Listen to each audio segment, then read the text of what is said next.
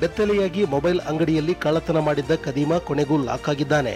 ಬೊಮ್ಮನಹಳ್ಳಿಯ ಹೊಂಗಸಂದ್ರದಲ್ಲಿ Hanuman telecom mobile ಶಾಪ್ನಲ್ಲಿ May 9ರಂದು 85 ಮೊಬೈಲ್ ದೋಚಲಾಗಿತ್ತು.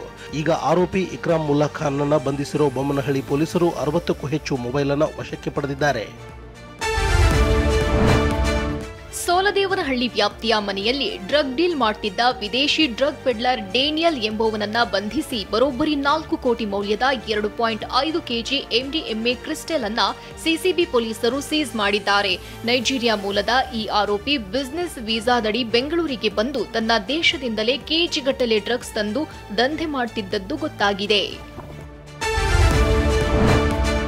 ವರ್ಲ್ಡ್ ಅರ್ತ್ ಡೇ ಅಂಗವಾಗಿ ಸಂಕಲ್ಪತರು ಫೌಂಡೇಶನ್ ವತಿಯಿಂದ TV9 ಕಚೇರಿಯಲ್ಲಿ ಇಂದು ಸೀಡ್ ಬಾಲ್ ತಯಾರಿಕೆ ಕಾರ್ಯಾಗಾರ ಆಯೋಜಿಸಿತ್ತು. 18 ಬಗೆಯ ದೇಶಿ ತಳಿಯ ಬೀಜಗಳನ್ನು ಮಣ್ಣಿನ ಉಂಡೆಗೆ ಬಿತ್ತುವ ಪ್ರಾತ್ಯಕ್ಷಿತೆ ನಡೆಯಿತು.